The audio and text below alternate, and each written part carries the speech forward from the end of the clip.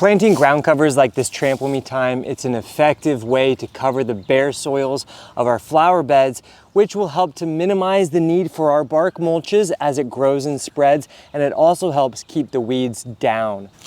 When you get your 6-pack trays, just pop them right out. And many times they'll be growing into one another. Just rip them apart, A-okay. Take the bottom and break those root balls up just a little bit.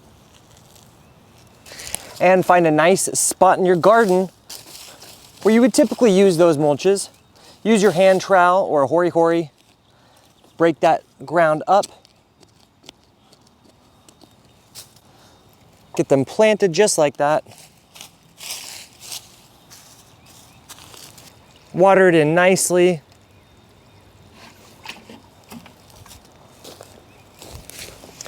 And you can go ahead and space them about 18 to 24 inches around, and over the course of a couple of seasons they will fill out these areas like I had just shown you in the other section of my garden bed, creating a really nice unified look in your garden.